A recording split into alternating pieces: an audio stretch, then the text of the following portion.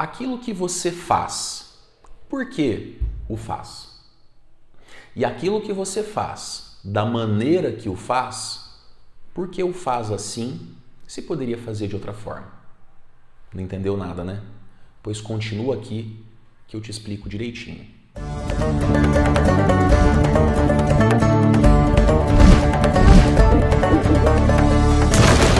Salve, salve, meus queridos peripatéticos! Finalmente chegou o grande dia, o glorioso momento, a alvissareira hora em que eu vou falar do meu filósofo favorito, o grande, o potentoso, o incrível, aquele que divide a história em antes e depois. Não, eu não estou falando do Sócrates, eu estou falando de Immanuel Kant.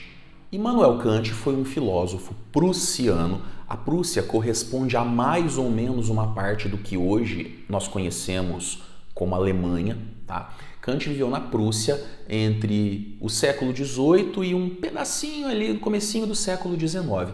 Ele deixou uma obra vasta, uma obra gigantesca, que trata dos mais diversos assuntos. Desde filosofia política, passando por teoria do conhecimento, até mesmo aquilo que nos interessa aqui e agora, a ética. Ele também foi um dos fundadores da estética, mas eu não vou falar disso agora para não confundir as cabecinhas de vocês. No campo da ética, Kant deixou uma obra considerada até hoje fundamental para a gente entender o pensamento ocidental contemporâneo. O nome dessa obra é Princípios Fundamentais da Metafísica dos Costumes, ou simplesmente Metafísica dos Costumes, é assim que eu vou chamá-la durante esse vídeo, porque senão metade da gravação vai ser só para falar o nome do livro.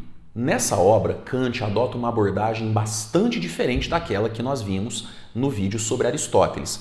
Para quem não assistiu ainda, vou deixar aqui na descrição o link, mas não custa lembrar. Aristóteles, na sua Ética Nicômaco, preocupa-se muito com a vida ética voltada para o trabalho, a moldagem, o esquadrinhamento do caráter. Então Aristóteles acreditava que a prática cotidiana, repetitiva, habitual de ações virtuosas vão transformar você numa pessoa de virtudes, numa pessoa de excelência. Mais ou menos como uma academia, um personal trainer, só que para o caráter.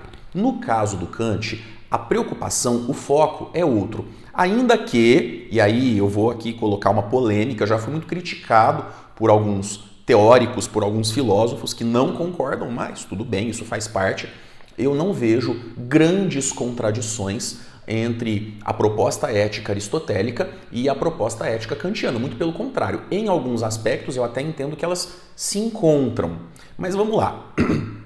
No caso kantiano, a grande preocupação que ele coloca é uma vida ética voltada para a ação. Então, no entendimento do Kant, uma vida racionalmente conduzida, uma vida pautada por escolhas ponderadas, por escolhas sensatas, vão conduzindo o seu comportamento na direção das melhores escolhas, na direção das melhores ações. Então, enquanto para Aristóteles a importância da reflexão ética é esse esquadrinhamento, essa depuração do caráter, no caso do Kant, ele está falando aqui de uma reflexão ética voltada para a ação, para que você possa fazer a escolha mais ética, a escolha mais correta e dessa forma possa ter então uma conduta moralmente boa. É por isso que a ética kantiana é chamada de ética da ação. A grande preocupação do Kant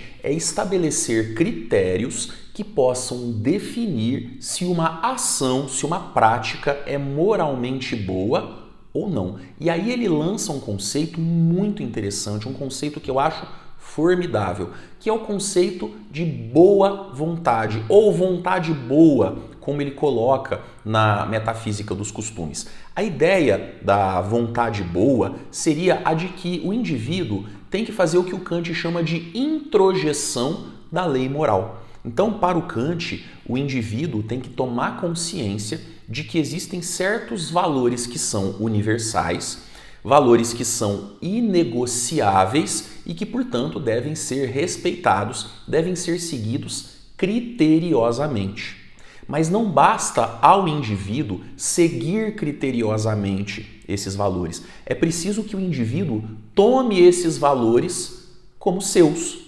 E aí eu acho a sacada de mestre do Kant no campo da ética, que é o seguinte: para ele, não basta você fazer a coisa certa, não basta você ter a ação mais correta em um determinado momento, em uma determinada circunstância. Segundo Kant, é preciso que você tenha a retidão como um valor, e esse valor seja o imperativo que te move, esse valor seja a força que te impele a fazer a coisa certa naquele momento, naquele contexto.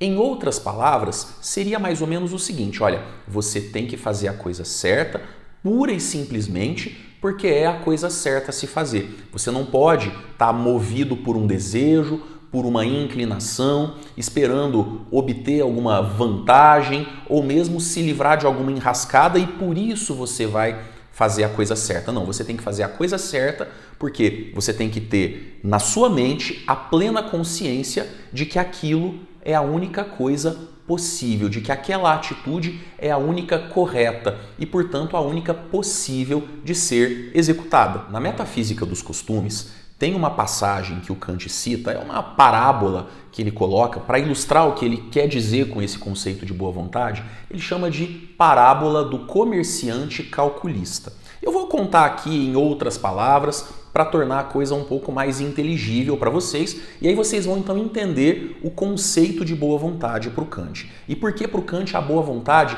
é tão importante para definir o valor moral de uma ação praticada. Então vocês imaginem uma dessas quitandas, uma dessas vendinhas de bairro, todo mundo já deve ter visto isso na sua cidade, na sua rua, no seu quarteirão, na cidade da avó, dessas que você encontra de tudo, desde fumo de corda até ovo de dinossauro. Eis que numa dessas vendinhas existe um comerciante, que é o proprietário, é o vendedor, é o balconista, é o faz-tudo. E num belo dia chega uma criança, chega uma menininha querendo comprar um doce. Sei lá, uma menina nos seus 5, 6 anos, sem muita noção do que é o dinheiro, do que são valores, valores econômicos aqui no caso, valores financeiros. E aí passa pela cabeça do comerciante a seguinte e macabra ideia: eu vou me aproveitar da inocência dessa menina, vou me aproveitar do desconhecimento que essa menina tem do dinheiro e dos valores monetários e eu vou cobrar pelo doce um valor maior. Sei lá, o doce custa R$5, nem sei se ainda existe doce de R$5 no Brasil, mas o doce custa R$5, eu vou cobrar 10, eu vou cobrar 15 e ela não vai nem perceber que eu estou passando a perna nela. Mas aí o comerciante imediatamente pensa: bom, eu vou cobrar um valor diferente, eu vou passar a perna na menininha, ela vai chegar em casa, a mãe ou o pai dela vão descobrir porque vão conferir o troco, eles sabem que o doce custa 5, não custa 15, vão vir aqui na minha venda tirar satisfação, vão fazer o maior escândalo do mundo, a coisa vai ficar feia e eu vou ficar mal na fita, vou perder clientela. Então, o comerciante decide não cobrar um valor diferente pelo doce. Ele cobra lá os R$5, que é o preço do produto mesmo. Mas percebam que ele, apesar de ter feito a coisa certa, ele não o fez movido por um valor moral. Não, ele o fez por aquilo que o Kant chama de inclinação. O que é a inclinação? Inclinações são sentimentos, são desejos, são medos, é tudo aquilo que não é racional. No caso do comerciante, a inclinação que o moveu a fazer a coisa certa foi o medo de um escândalo público, o medo de a mãe da menininha ir lá tirar satisfação, o medo de perder clientela, o medo de ficar mal falado, o medo de ter prejuízos futuros. Numa situação desse tipo, para o Kant, não existe valor moral nenhum. Ainda que a ação praticada tenha sido a correta, não existe valor moral nenhum. Porque o comerciante não fez a coisa certa por entender que aquilo era o certo a se fazer. Ele não fez a coisa certa movido pelo princípio da boa vontade. Porque o princípio da boa vontade é isso, é o entendimento de que existem valores que são inegociáveis, que são absolutos e que têm que ser respeitados independentemente das circunstâncias. Não foi isso que moveu o comerciante citado no exemplo do Kant. O comerciante foi movido por uma inclinação, foi movido pelo medo. Se de repente o comerciante tivesse pensado: nossa, eu jamais poderia fazer uma coisa dessas, não se deve tirar proveito da inocência de ninguém, nós temos sempre que ser honestos, eu jamais seria capaz de tirar proveito da situação, de usar a inocência, a ignorância, o desconhecimento de uma criança para ganhar dinheiro, então eu vou cobrar a coisa certa porque isso, vou cobrar o valor certo porque isso é a coisa certa a se fazer. Nesse caso, ele teria agido pelo princípio da boa vontade. Aí haveria um valor moral na ação dele. Mas no exemplo citado pelo Kant, não.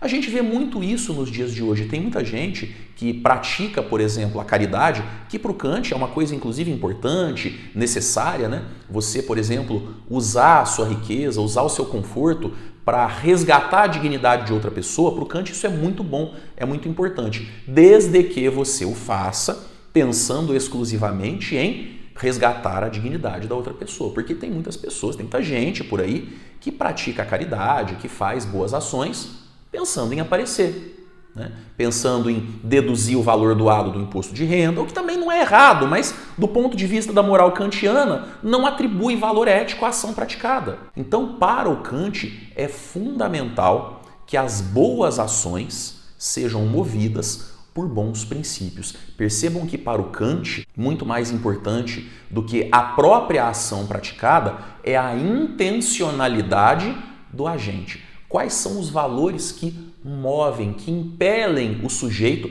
a fazer aquilo daquela maneira, daquele jeito, naquelas circunstâncias? Para o Kant, é aí que está o valor moral da ação. Por isso a ética kantiana também é chamada de deontológica, do grego deon, que significa dever, ou seja, você tem que fazer a coisa certa simplesmente porque você quer cumprir o seu dever. Você quer fazer a coisa mais justa, mais correta, mais ética, simplesmente por entender que aquilo é o certo. Mas e aí? Você, no seu dia a dia, conhece mais pessoas movidas por inclinações ou pela boa vontade? E você? Você, quando faz o que faz, você é mais movido por inclinações ou pela boa vontade? O que Kant acharia da sua prática cotidiana, da maneira como você conduz a sua vida? Comenta aí que eu gostaria de saber, se você não tiver vergonha. Se você gostou desse vídeo, se você acha que ele trouxe algum ensinamento, que ele agregou algo de positivo para a sua vida, curta, se inscreva no meu canal caso não o tenha feito ainda e indique o meu trabalho para os seus amigos. Isso é muito importante para que eu possa continuar na minha missão, que está só começando.